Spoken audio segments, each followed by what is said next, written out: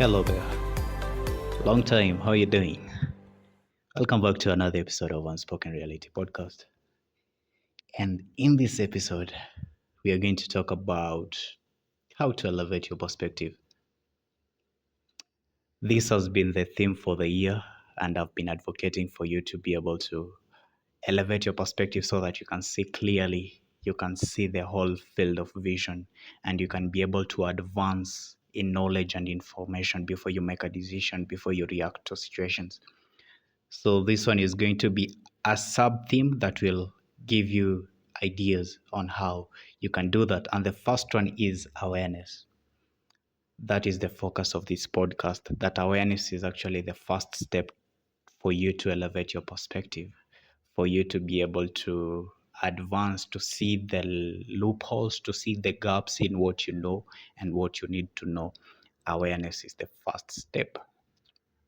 And in this episode, I'm only going to give you the tip of the iceberg. I don't think I can give you the whole shebang because it's a very deep, no, deep knowledge, information on awareness, what it is. I was trying to research it, and in all honesty, I've been holding on to this information for the longest time, trying just to research it, to refine it, and to dig deeper into what research says concerning awareness, what it is, from a psychological perspective and neuroscience, how the brain works. And today I've just realized that it's more than a month since I recorded the last episode, and this over researching is not doing any good. We've talked about analysis paralysis for the longest time in this episode, how it keeps you stagnated, and perfectionism, be it as it may. And so today I've just decided to wing it, right? I've written down what it is that I think I ought to discuss with you. And I also have some bit of the research that I did and in regards to how I ought to panga this episode. Though I won't follow it strictly, so I might be all over the place just to give you what it is that I've written. The reason why I'm saying I'll just give you the tip of the iceberg in concerning this topic of awareness and not the whole thing. And I'd advise you, I'd suggest to you as the listener to go and do your own research and see how it applies to your own situation, because at the end of the day we are here to improve ourselves so that we can increase our capacity to handle more, to be more, to help more, to impact more. So how I'm going to anchor this episode in the definition of what awareness is. This one you can just Google, but I'll try to anchor everything around it so that we know. It's better to define our terms before we start engaging in the topic. So I just found out the definition of awareness to be the ability to perceive, to feel, or to be conscious of events, objects, thoughts, or sensory patterns. So the main focus is going to be on the being conscious of events from the word itself, being aware of events, being aware of objects, being aware of thoughts that you have periodically. I remember back in high school, there was a guy from Denmark that came. He was a photographer, so he came. He wanted to just interact with the Kenyan people. I was in St. Patrick's High School in and we are known for being athletics. We produced athletes worldwide renowned in Kenya. One of them is David Rudisha, and we have an athletes camp there. So the guy just came and wanted to find out more about the school, and he interacted with the students for a week. I think he was even part of our Kamnarok trek.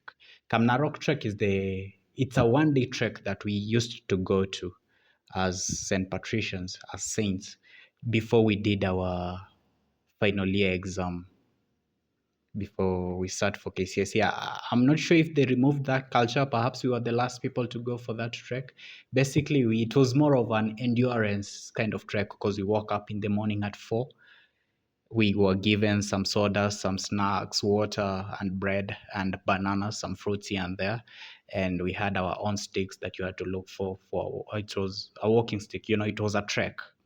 So, and we went from 4 in the morning, and we arrived. We were going to Kamna Rock, like, see, it's somewhere there in Elgeyo Marakwet.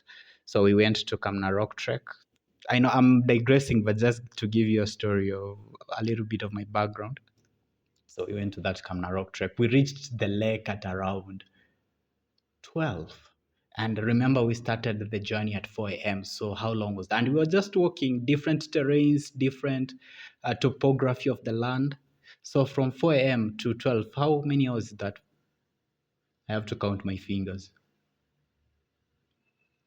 8 hours, 8 hours of walking, and that was just one way. Then we had to come back.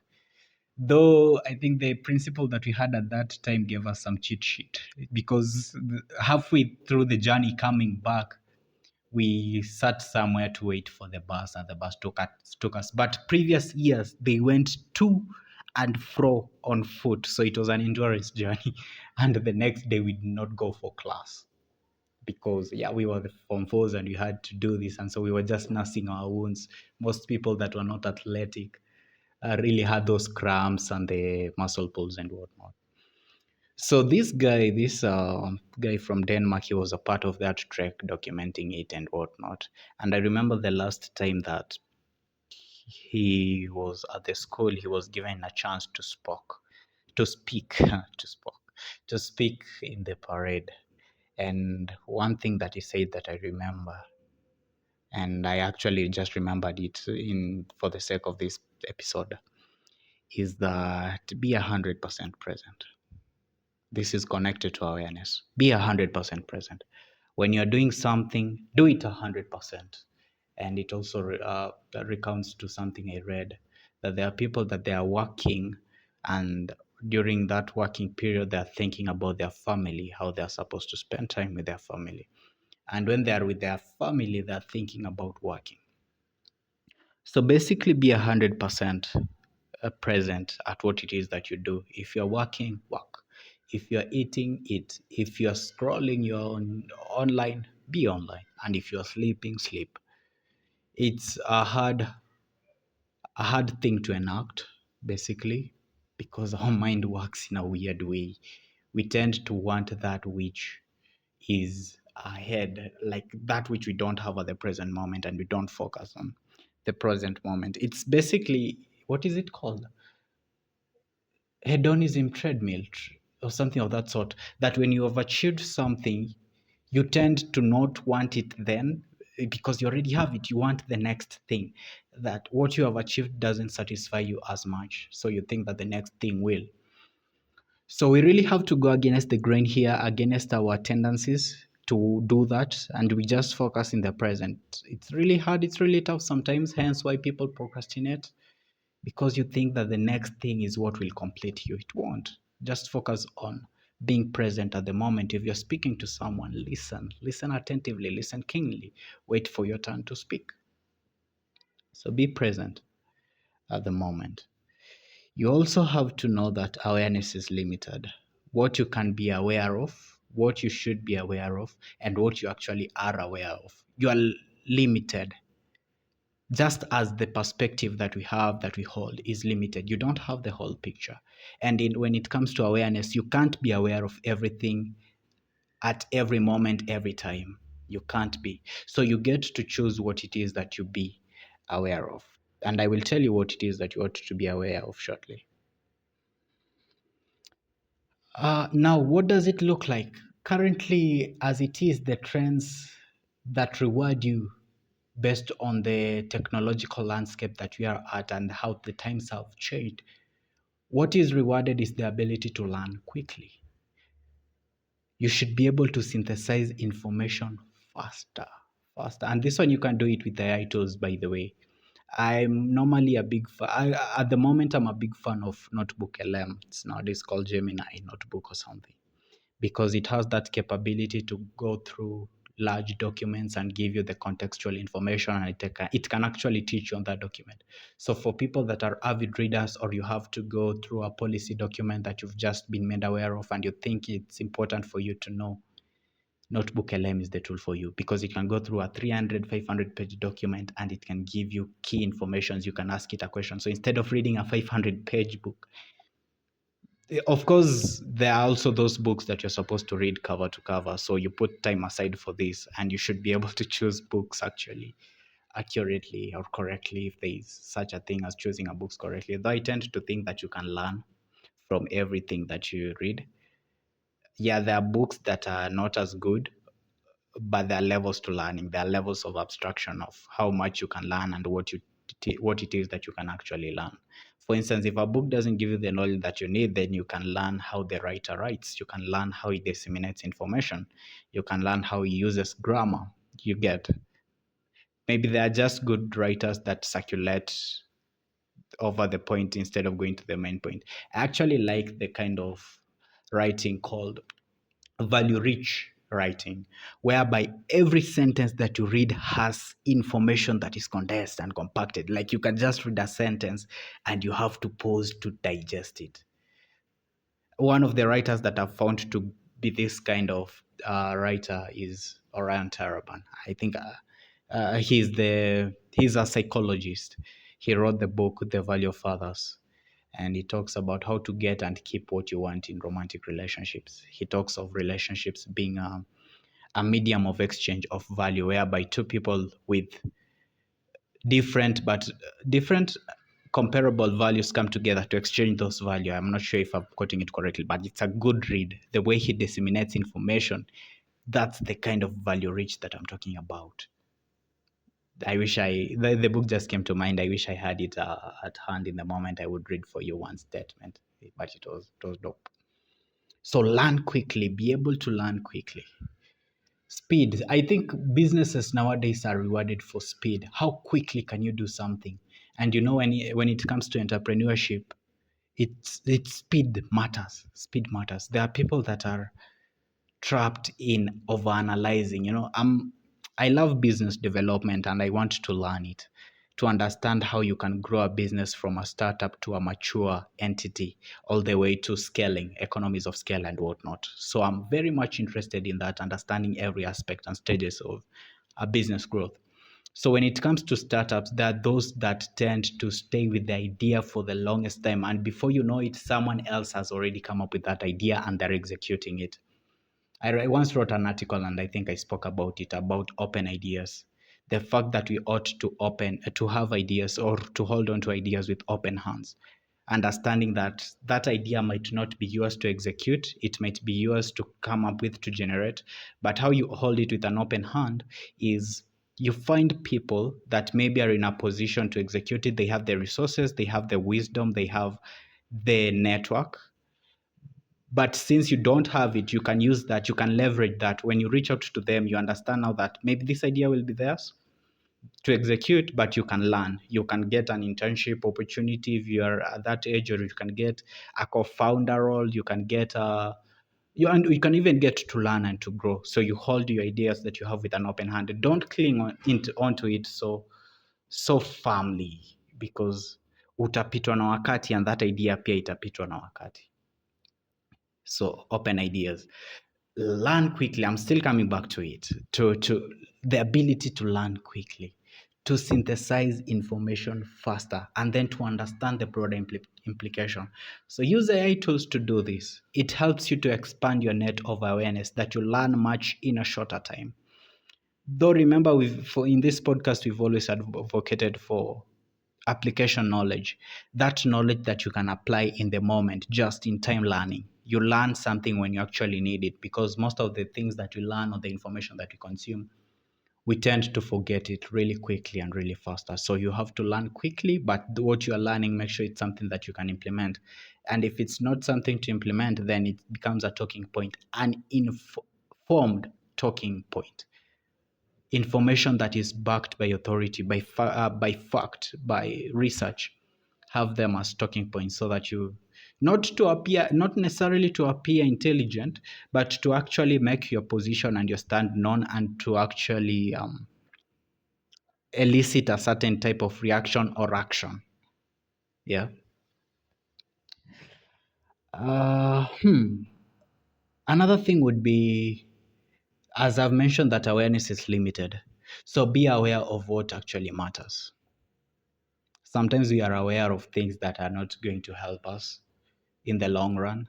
We are aware of things that don't necessarily matter. So try to focus. As I've said, awareness is limited, and so is your attention, and so is your ability. It's called the working memory. Your ability to hold things for in the moment, and also your ability to hold things in the long run. It is limited, that ability. You don't have an infinite storage space in your mind. And remember, the mind is not a storage unit, it's not a storage organ. It's an organ to process. It processes. That's the main work of the mind, to process, not to store information. So be aware of what matters. And what matters, this might be subjective. I can't really tell you what should matter to you. Though I'd say one of the things to be aware of is there are two things basically. There is the purpose of life, there is the meaning of life. And I came to understand this recently, to understand this recently. Why am I speaking in past tense? To understood. I came to understand this recently, that purpose and meaning are two different things. Maybe it's clear from the definition of the words, but now understanding it contextually. And the definition that I got is purpose is asks the question, why are we here? Why are we here on earth? And that question cannot be answered honestly and fully, holistically at this point in time while we're still on earth. We don't know why we are here. We can honestly say we don't know why. Like, if you are to say that there was an inherent reason as to why human beings came to earth or were created, you can't really answer that. The only person that can answer that is the creator, that why I created you. So the purpose, we can only infer, we can correlate, but we can't know for certain unless you get that divine instruction, divine wisdom, that by the way, this is why human beings are on earth. You know, Ecclesiastes will tell you that the whole duty of man is to fear God and to keep his commandments. Then you get to ask, what does it mean to fear God? What does it mean to keep his commandments? What are his commandments? So from that, you can infer the purpose of man on earth. And I hope that we all go on that journey up to the zenith, whereby we'll get to discover what the purpose of human beings on earth is actually. The second thing is meaning. Now, meaning is how we ought to live. And also, this is somewhat subjective because there are several schools of thoughts in regard to the meaning of life. There are three philosophical schools of thoughts. One is absurdism, then there is nihilism, and then there is existentialism. Absurdism actually states that life is meaningless, it's indifferent, it's it's a paradox that human beings are searching for meaning in a universe that is indifferent, that doesn't offer that meaning. And then nihilism says that life just has no meaning. And then there is existentialism that states life is meaningless, but make your own meaning. So you find meaning in the things that you do and whatnot. Although there are other two schools of thought that I advocate for, and I talked about it in the last episode of Beyond June 25th, which is stewardship. Stewardship ought to give you meaning, that you are just a custodian of this life. You're not, and this one I'd draw from Oran Taraban. What he says that we are just a parking space. Perhaps I can read it for you. Let me get where I wrote it down. He says that you are not, where is it? He defines our status of being as just as a parking space, meaning you are not the car, you are the place in which the car is parked. You are a container, you are the space in which what you have temporarily exists. And he was talking about how you ought to break away from inappropriate attachment, that we are too attached to things, we are too attached to the material world. We are too attached to, it's called materialism, and right now we have consumerism because of capitalism and whatnot. So different multinationals and brands, they want to sell down their products to, they're shoving down their products and services, they're shoving them down your throat through adverts. Say at this moment in time, when somebody comes up online a brand washamchukua wanataka advertise. Kuna right now we have the hair movements also sijui hair movers or something. Watu wenye wanataka tu mbonge. Ati sijui msee amekufanyia nini. Wewe tupatie tu namba yake tutamuita tubonge. And they have been taken up by brandels. We had Gen Z Goliath, we had Bavu Destroyer, we had Majembe. So entities, brands wanachukua wasee quick fast because attention right now is the limited commodity. It's the limited resource. We have a lot of information than we've ever had in previous historical times, and right now what is now missing is the attention. So they are taking people that have managed to capture attention for a moment, and then they're using them to sell their narratives, to sell their products and whatnot. So we have those brand endorsements and nini nini. So I advocate for stewardship. Just as Orion puts it, Dr. Orion, that you are the parking space. And your role now is to increase that space so that you can be able to hold a lot of things. And then you get to differentiate between the ability to hold a lot of things and actually choosing what to hold. So yes, you can increase that parking space whereby you can park a trailer, you can park a Lamborghini Urus, you can park a Toyota and whatnot. I like Ford Raptor, so you can park it there, but then you get to choose, do I really need to park this here? And we are a bit construed on what can increase that capacity. Most people will tell you that money has some bit of effect in increasing that capacity, that parking space, but money should be the least of your worries. Because once you understand that money follows value, you can learn or you can teach yourself to be valuable, and then money will follow you. Money is a byproduct of the value that you produce. So money should not be the focus. You focus on solving problems, focus on solving people's problems. And by the way, that's the point of education.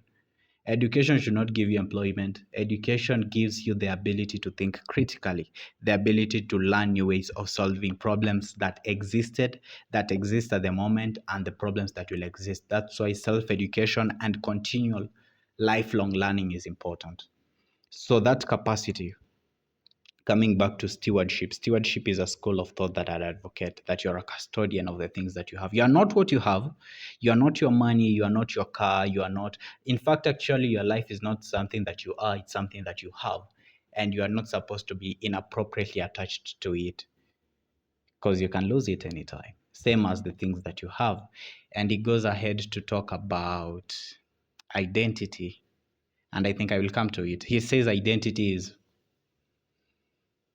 what remains. This is Dr. Orion, I'm still quoting him. He says that identity is what remains when everything that can be taken away from you is taken away from you. And that's what we ought to look at. So when it comes to stewardship, you're just a steward. You hold things, the things that have been given to you, the resources, your friends, your family, the job that you work at. It is just there momentarily, and you're supposed to make good of it. It's supposed to thrive under your care. You remember the parable of the talents. The one that was given 5 and he made it 10 was given charge over more. The one that was given 2 and he made it 4 was also given another responsibility more to handle. And the one that was given 1 and he went and hid it, and he said, you are a very hard man. I know you. You want to sow where you did not reap. So I hid your money or whatever, the talent, in the ground, and here it is the way you gave it. And he said, okay, I don't remember it from there. But basically, what he had was taken away from him, and it was given to the one that was able to multiply the 5 to 10. And I think this is where maybe we can infer the quote that says, those that have more can be given to them, and the little that you have, even the little, something to be taken away from you. I'm sorry for misquoting or misconstruing the verse, but something of that sort. I'm just trying to correlate it. And by the way, you can actually learn a whole lot from this verse alone, that when you have money, now taking money as the example, not talent, by the definition of the word, that investment, putting it in a money market fund, putting it in stock, and NSE, Nairobi Stock Exchange, buying shares, should be the least of what you ought to do with what is given to you in regards to money, putting it there where it's gaining interest. Because you remember this guy was the one that hid the money, the talent. He was asked, why mbona haungepatia the money lenders so that it just grows in interest? Because you have, that means that the talents that we have is not supposed to just sit in a money market fund. I'm using this financial example, but maybe you can correlate it to your actual talents. We are not supposed to see, that should be the list of what you do, putting it in a money market fund where it grows in interest, or putting it in a stock portfolio. But you actually ought to do something with it that triples or doubles, quadruples the profit, the interest, the profit margins, the revenue, and whatnot. So, stewardship, become a steward. And you know, stewardship, the foundation, or rather the anchor of stewardship, is accountability, that you are accountable to someone. And the low hanging fruit when it comes to accountability is self accountability. Most people lack it. And it's one of the things that you ought to be aware of, that you are accountable to yourself first of all before you find an accountability partner. Most times we look for them because we are unable to be accountable to ourselves. When we set an alarm, you say you're going to wake up at 5 a.m. for 30, for 3 for the night owls or something, or early risers. When you set an alarm and you don't, does this become a pattern that you continue to do it every other day, or you can actually change? Are you accountable to yourself? When you miss that alarm, or not miss, when you snooze that alarm, and then you snooze again tomorrow, and then you snooze again the next day, do you sit down and reflect and actually call yourself out and say, hey, by the way, no. When you say you do something, you do it. It's really hard to go against the grain. I know. I've been there. Maybe I'm actually still there. I don't want to put myself as higher up. No, I'm only human. So sometimes we set goals, we set targets, we say we are going to do something and we don't do it, but we don't hold ourselves accountable. We want an external force that will actually keep us accountable. It ought not to be that way. Sometimes that external force is the deadlines that are looming above our heads, like the sword of Damocles. Sword of Damocles.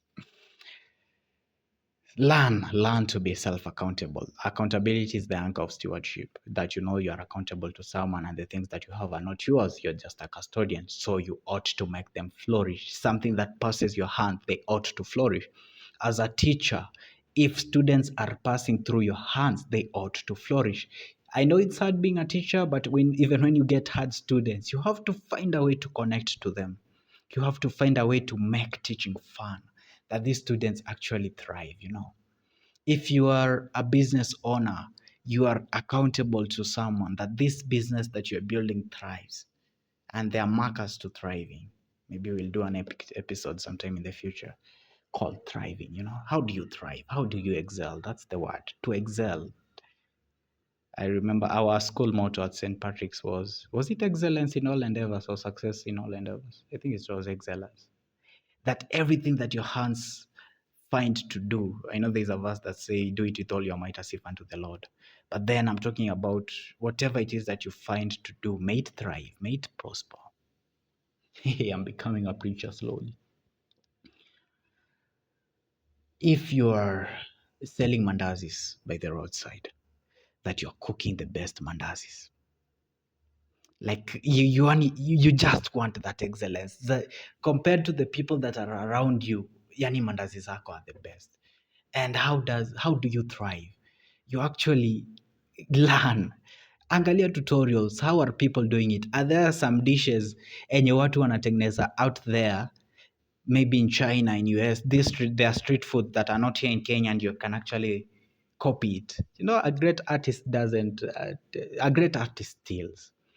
I was surprised. Okay, not surprised. I was impressed to see that Smocha sasa imefika Eldoret properly. I was in Eldoret last week and I bought a smocha and it was sweet bana. Cause okay, ni smocha ya 100, maybe more expensive than it is huku hivi nai, because I think 9 wase wengi wanafanya, so of course you know how competition works. So imeshukisha the price chini huko nai. But huko LD chapo ya smocha ya so na ni chapo moja. but it was sweet because okay, hiyo chapo as much as so alitumia some big sausage, kuna ya 80, so the kawaida sausage, but this one was big, it was so long, I think ni ile sausage ya hot dog. So this guy anakuwekea hadi avocado bana. I think maybe nai pia wanafanya hivyo, but I've never taken smocha with avocado before. So ikakuwa na ka avocado hapo hivyo, and also he had some mayonnaise. Smocha huku nai kweli wanaekanga mayonnaise. And the way he packaged it, he was doing it so fine. And alikuwa tu hapo hivyo kwa stage ya kwenda home. I was like, damn. And this is what I'm actually saying. You thrive, you prosper as a custodian, as a steward. You make sure that everything that touches your hand in a prosper. And this is one of the things, one of the issues that we have as Kenyans. We are talking about the lack of accountability in the political space, that the leaders are not accountable to anyone. And actually, the systems of accountability are failing us. The MPs that are supposed to keep these leaders accountable are not doing their job. The senators are not. The MCAs, that's what they're supposed to do at the county level, they're not doing that. And so we want them to be accountable. But when it's our turn to do that, we are like, nah, accountability doesn't apply to me. You get? Uko job si yako, ni amsee, the guy is paying you salary, but you just want to handle that job kihivi hivi. Umepewa kazi ya kufanya, you are not doing it well. You are, okay, when it comes to arriving a job early, I'm not, for me, I think it doesn't matter provided you umefanya kazi ilikuwa ufanye. If it's for the day or you have a specific deadline, make sure by that deadline umeimaliza. But kukuja mapema, not necessarily. Coming early is a false metric of competence or of productivity. It's not. Jumse anaweza kuja early and ametumia simu yake from asubuhi till late in the evening, time ya kuisha home. So it's a wrong metric. Basically what I'm saying, you also as the Kenyan youth, you have to be accountable to yourself, accountable to your employer, that you usiharibu business ya msee.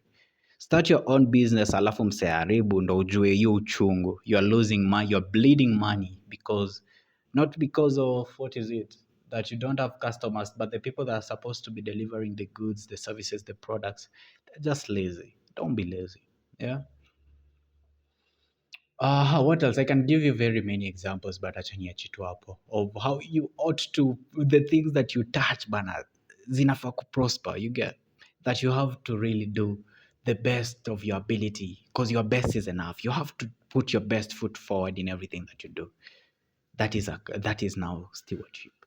You understand it, right? The other school of thought that I talked about in the last episode was mentorship. You lift as you rise. You unburden others. So this earth was so burdened. So we are talking about accessions, we are talking about impunity, we are talking about lack of hospitals. People are still learning under trees in the 21st century. Water, there is water issues, sanitation, energy, all these things under the sustainable development goals. Yeah. It's a whole lot. So people are burdened. The best you could do is to lighten the burden of someone. If not everyone, at least the next person. And I've said this before and I'll say it again, that make sure the flame that burned you doesn't burn someone else. And I'm not necessarily talking about finding someone who hey, but the moto ilinchoma, chunga isikuchome. No, someone might be going through what you're going through. Kuna kitu nani alisema Robert Burale about the story of a man that fell in a hole. Allow me just to regurgitate it, if I may. So the guy fell in the hole, and then a lawyer passed, or was it a preacher? And he asked for help, and the preacher was like, ukimanage kutoka kwa heshima, we nitafute, nitakuombea. And then a lawyer passed, and the guy was like, if you manage to climb out of this hole, nitafute, tutasue the person that dug this hole. And then the third person came and he jumped into the hole with him where this other guy was. And this guy was like, boy, you are a fool. Unaruka kwa shimo, mimi nimeshindwa kutoka, wewe utatokaje? This guy was like, I've been in this hole before. I know the way out. Let me show you. Basically what I'm saying, mentorship. You mentor someone because you've gone through the same thing that they are going through at the moment. And I just realized that this is similar to the story of the Good Samaritan, the Levite, and was it the scribe or the Pharisee? They passed and tell this Samaritans from Samaria, actually. I've just realized right now that Samaritan is coming from Samaria. Judah and Samaria had some issues. So they were not supposed to interact, but this Sumerian guy decided to give a helping hand. So in this story, this guy had been in the same situation before as this other person. And statistically speaking, if you're older than someone else, then there are chances, maybe I might be misinforming you, but there are chances that you've gone through something that someone a younger you or someone younger than you is actually going through at the moment. And so you're in a position to mentor them, you're in a position to guide them. So you give them wisdom. By the way, you'll realize if you are well known in your campus, your high school, by the way, when you go back, those kids are there listening attentively because they want to know. I remember when I went back to my high school to collect my what, not living KCSE certificate. I talked with the deputy principal. He remembered me because I was a prefect then. So we talked for a while. And then after we talked, he told me the changes that were there in the school. They have actually wameendelea hiyo shule. If you look at it, that gate ni ile gate ya 5 million unaonanga magovernors wamerect. Okay, I'm just joking. I don't know the whole price, but it's modern gate. They have increased the complexes, the sleeping complexes, the classrooms, the place where the students eat. There's some bit of good improvements there. So I talked to the deputy. He was just giving me all these improvements, the challenges they were facing. And at this point, but it felt good because this deputy, back then we were so young, 2015 to 2018. And right now he's talking to you like a peer, but like your age mates. He's now reporting to you, by the way, since you guys have gone. These are the changes the school have gone through. Nilienda by the way nikiwa third year ama ni fourth year. And I think I'll go again. Right now, I'm working 3 years or 5 years later. But I'll go. And every other time you go, there are still some changes and improvements. And the more you go, once you're good, once you've grown up, they now engage you as, hey, a colleague, man. And it feels actually good. So after talking to him, I just went around the school, the kitchen. I talked with the staff. They were there. They were good people. Some remembered me, others were new. Like, oh, who's this? And so out of that, I just took some initiative to talk to someone. Some guy was out of the loop, and he found me just strolling, and he took time to actually talk to me. Oh, are you an alumni? Yeah, I was here in 2018. Just told him what I was doing, that I was pursuing biosystems engineering, and but they were surprised, like that. He was so impressed, I'd say, or rather inspired. And I just gave him some few nuggets, yeah, how you ought to live life. Okay, not ought is like I'm dictating how you ought to do, but I just gave them that these things, you just work hard at what, make sure you're diligent at what it is that you do. And I also took the liberty, I just stepped into one class randomly. Was it Form 2 Central? I remember back then when I was a prefect, I had an issue with Form 2 Central or Form 3 Central. No, was it Central? No, man, I'm forgetting this. I'm getting old. Anyway, just took liberty. I went to a random class and I just spoke with them. I told them the grades that I got, and I told them that there's someone sitting here right now. And just work at it. If you don't understand the physics, I actually didn't. I did not understand physics. Now that I remember, mimi niko na issue na physics. Maybe I'll one day when I get time just sit down nitafute hizo ma-KLB ama ni moment familia. Ni nini hii physics imenisumbua hii muda wote? What is it hard about physics? Huh? Just the circuits. Wachana tu hata nisiongee.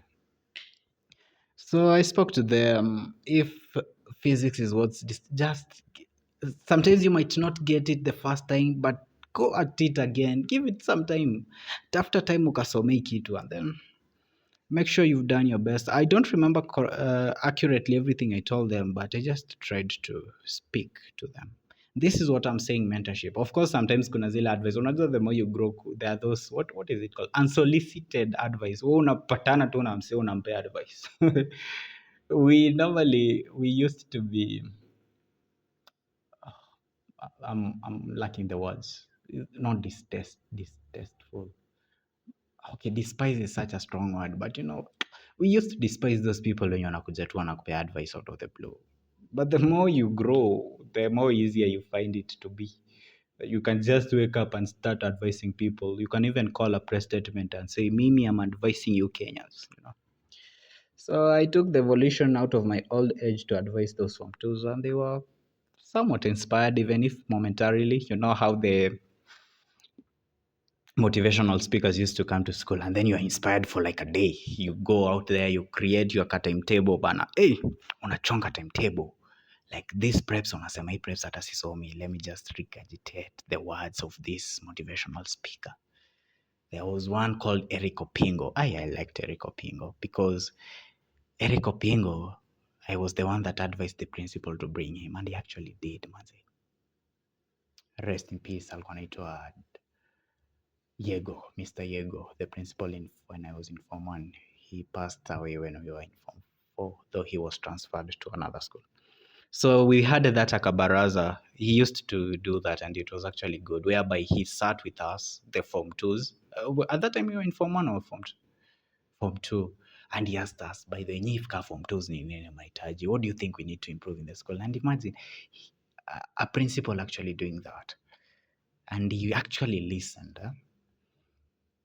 So that time I remember I was reading the motivational book of this one, Eric Opingo. The book was called You Are Born to Be the Answer to the Question of Your Generation. Bana, that's the title of the book. I'm like, damn, let me go and read it. So I was reading it and I was like, oh, okay, this guy is great. And I told the principal actually during that baraza, I'm very opinionated. I speak when I'm given the opportunity to speak. And most of the time, actually, people wanted me to speak on their behalf because I was opinionated and I was bold or confident or something of that sort. So I told him, by the way, we need motivational speakers. You bring these people. I know I'm digressing a lot, but these stories, bana, they're nice. Huh? What's a learn wapigie story? So he brought him, and this guy was so good. I remember he even talked about, bana, kaumi bamanguo. Well, the things you've stolen. He spoke, he inspired people. Watu wakaleta mashati, those that had stolen. Ilikuwa inaitwa shopping. I don't know why I'm telling you these stories ya my high school. So people that had stolen clothes wakazileta chini ya maji hadi alikuwa ameambia walimu, don't punish them, just let them bring. So wakazileta hapo mbele ya dining hall. Yeah. But then funny thing, somebody, a classmate of mine used to joke that wase wenye walileta manguo wakaanza kuzipimia wakaona the teachers are not doing anything about it and the pile of clothes imekaa tu hapo. Maybe the teachers saw it will be a lot of work to try and find the owner. So the thieves that had brought the clothes came and stole them back. So yeah, but anyway, the point was he brought this Eric Opingo guy, and I'm still talking about mentorship. Don't lose the train of thought, how you mentor others. And I remember when I was in Form 1, I told our class teacher, she was a nun. So was it the guy? I'm forgetting her name. Was it Sister Lillian? Oh my goodness. We were shy to pick her, but anyway, story for another day.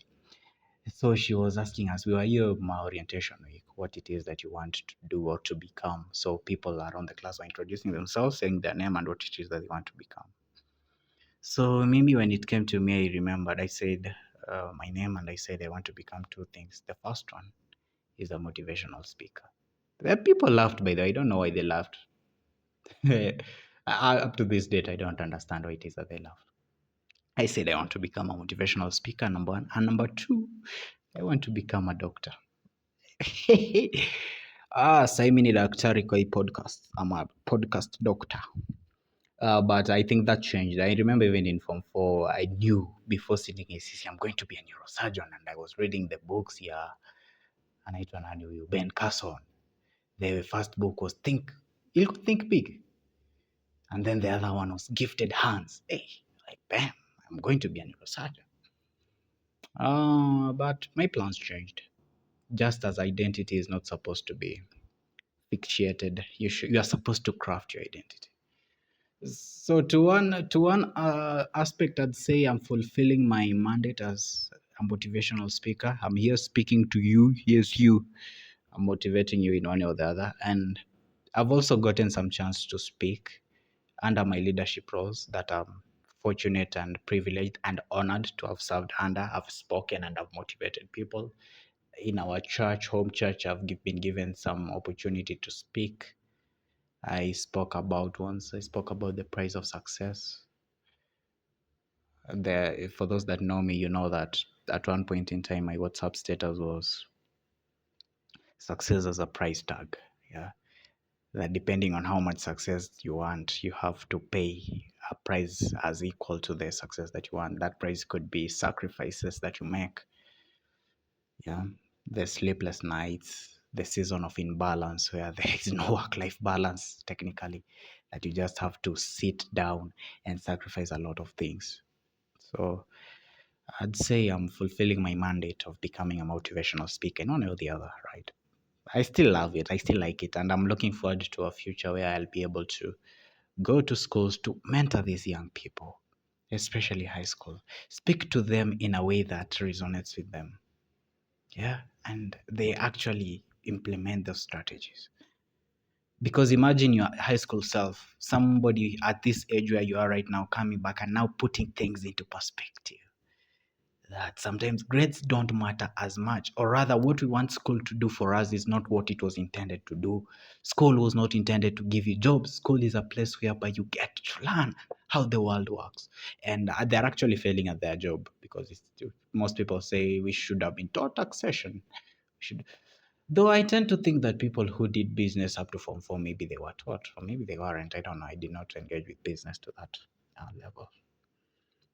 Then again, you realize that there is so much to learn that the 844 system could not go deeply. As much as people say it was bulky, I tend to think it was relevant because people that say they learned head, thorax, abdomen, it was irrelevant. But for somebody that went and to do what is the study of insects? Is it anthropology, or anthropology is the study of human societies? I'm not sure. But for somebody that went and measured in that domain out of interest, as much as it's not economically viable at the moment, but out of interest, that knowledge was very beneficial to them at that point in time. Anyway, I'm still talking about mentorship as the final school of thought that you ought to focus stewardship and mentorship. So you are aware of what matters. Now let's go back to our discussion. I know I've digressed a lot in that, but I just want to give you the perspective, right, on this whole topic. So be aware of what matters. And you're talking about purpose, you're talking about meaning. That is when you look at life, you look at it holistically in the present moment and try to see things in perspective and not the skewed perspective, the right perspective. Because life is a puzzle. This was also from another podcast. I think it was King Kaka. He was saying that the purpose of a man, and I think this extends to all human beings, is to solve. You wake up in the morning, hauna dishi, you solve. There is something going on at work, you solve. You get rent, hauna, you solve. That's why I'm talking about the purpose of education is to help you to solve problems, past problem, present, and the future problems. It will help you to think critically. It's not supposed to give you job. Job is a byproduct of you being able to solve problems, that you are solving actually someone's problems. And it's actually the epitome of business, of thriving businesses, that you identify value. And basically what is value that you're providing? It's solving the pain points of people, of your clients, of your customers. A customer akona need, kuna kitu inamsumbua, there is a pain point. So the first process is to identify what is this pain point of this customer. Yeah. And then you solve it, you deliver the value, then the finance follow, the jobs follow, because you actually have a solution. And you don't be so naive to think that because you have a problem, a solution to a problem, you will be employed or you get money. People can steal your ideas too, and it's something you ought to be aware of how the world works, and to choose to actually churn the best way forward, to create your own path and say that I'm not going to do this, I'm not going to do that. So life is a puzzle, and it's a jigsaw puzzle. Sometimes things might happen to you in the moment that you don't understand them. But looking back in hindsight, someone said that we live life forward, but we understand it backwards. So at this moment in time, you might be going through something. You don't understand it in the moment. You're even blaming God, you're blaming society, you're blaming your traumas. You don't understand it. But when you heal it, when you heal through it, when you go through it, and you look back, and then you see how it fit. I remember back in Kesabai conference, this 2026 conference, somebody asked us in the table, if you were given the ability to choose any other course or to do any other course, would you still choose biosystems engineering? And imagine all of us at the table answered, yeah. It might stem from a bias, the sunk cost fallacy, that you've invested so much. You're looking back at the hours that you spent learning, going to classes, the exams that you did, the whole projects and whatnot. You're looking at the investment. Hey, you're like, hey, it's a sunk cost fallacy. You're thinking, hey, I've invested too much in this. Maybe to some extent we answered it because of that, but now for me, how I understand it, why we answered it that way, and why I would not have chosen any other course is because of that experience that we went through in those 5 years.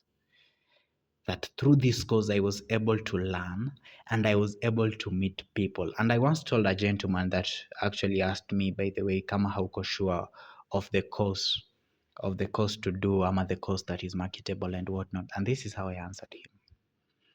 That sometimes it's not necessarily about the course, whether it's marketable or not. Remember, by the way, it's not the marketability of the course, it's how you are marketable, you as an individual. There are people in the courses that you think don't actually pay or are not marketable at the moment. But there are people that are thriving in those courses because they are marketable themselves. They know how to open doors where actually no doors existed. It's their personality, it's how they engage with other people, the soft skills, yeah, social awareness. And so I told him that sometimes actually it's not necessarily about the course, but the people that you meet in that course.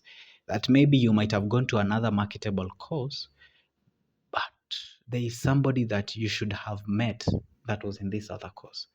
And that's why you ought to understand why relationships matter. We normally call them connections, but they are relationships. At this point, you cannot even fault someone for getting a job through a connection. It's a network, and okay, sometimes we can leverage on the network of our parents, especially if your parents are well off financially and they have established their life up to this point. We can leverage on that. But now there is that aspect of now creating your own network, creating your own connection. And that's what you ought to learn in this moment in time. Right now, writing CVs, ni tricky sana. Sending CVs, you're trying to get jobs. Try to go to these conferences and meet people, meet new people that will actually become your destiny. They call them destiny helpers, somebody that has the key to unlock your future. And remember, as I've said, that money is the least of your worries. At the top of it is connections, people, network, friends. Yeah, story for another day. We might dig this deeper some other time. So you understand how things fit when you've gone through it. That's why you ought to keep a positive mindset. Be happy in the storms as you're happy in no storms. Be happy in the highs as you're happy. Be happy in the lows as you're happy in the highs of your life. Just maintain that perspective because it will all make sense. That the experience that you've gone through, and it can help someone to get out of a hole. Remember that story I've told you. because you jump into a hole with someone because you've been in that hole before and you know the way out.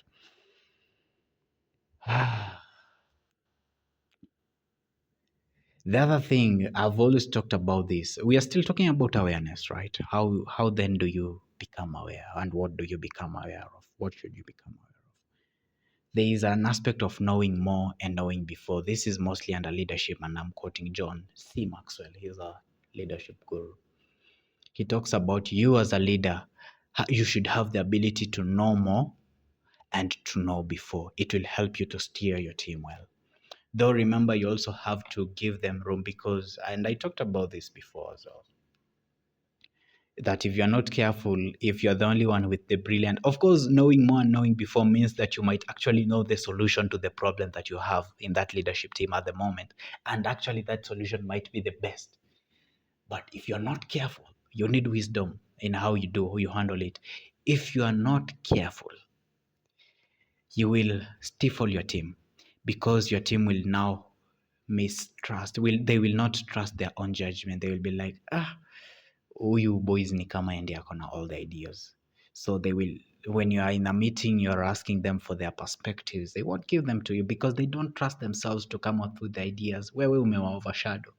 That this is the curse of knowing more and knowing before, but it's important because it helps you to become the visionary. There can only be one visionary, one vision bearer in a team, and that's the leader of that team. So you have to, yes, you have to learn more, you have to know more, you have to know before they do, but you also have to be wise to understand how you can give them room to come up with ideas themselves. And sometimes they might actually come with a bad, okay, not bad, a substandard idea. You should give them room to implement it and then you refine it. So you have to be smart. Sometimes you can actually bring them nile like on our guide hadi wanakuja to the idea that you had, which was the best idea, but you don't do it explicitly so that you don't lose them. You can actually do it through asking questions. You ask them questions, they refine the idea that they have through your questions. Because now your question that you're asking, maybe it's not to poke holes, to criticize necessarily. You like criticize mbaya, like you're criticizing the idea, but maybe to critique is the word here. You're critiquing, you're analyzing. Yes, you amekupatia idea team, and then you're just asking, okay, so how do we implement it? Then they're giving you, and then it looks like the idea has emanated from them. By the way, there's somebody say that the world would be much a better place. Or was it the world or the workplace when nobody cares who gets the credit? So you don't have to get the credit for all the ideas. Actually, you just have to support. Oh, by the way, this idea is a brilliant one. So knowing more, knowing before. Then, lastly, in this list, it's to slow down. How to become aware? You have to slow down. Mse, hebu acha kwanza ni slow down just to enact what it is that I'm saying. Let me see. 57 minutes. Slow down.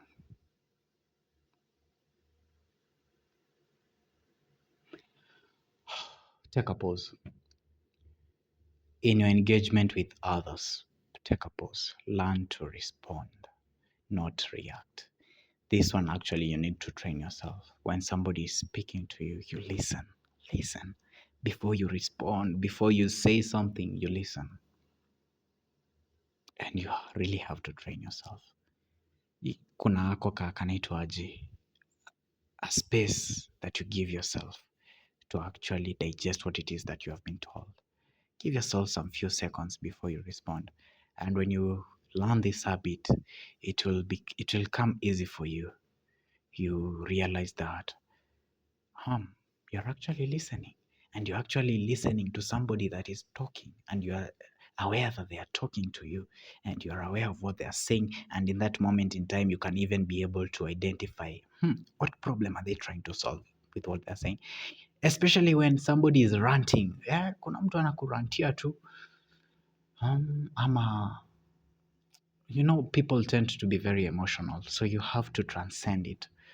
But by being aware, you actually transcend it. You transcend that petty emotional engagement. Mtu amekuja na some ad hominems anakutusi be it in an argument, be it in a debate, somebody steps out of what they're actually supposed to be speaking of. But you say, oh no, I'm not going to stoop to this level. It's through awareness, it's through taking that pause. And so that's where I want to conclude this. Yeah, I've just realized I've gone oh over the 1 hour mark, man. Hey, I've realized I haven't been talking to you for a while, so maybe this is just me pouring out my ideas and my thoughts to you. There is still a lot more on this topic, and I think we'll have a part 2 on awareness because there is still some bit of things I wanted to speak to you about. So we'll cover it in the next episode, awareness part 2 maybe. We'll look for them for it. But anyway, that's it. That's it for now. I hope maybe I've given you some ideas, some insight that you can go and implement and that will actually help you to improve. So until we meet again, ladies and gentlemen, shalom.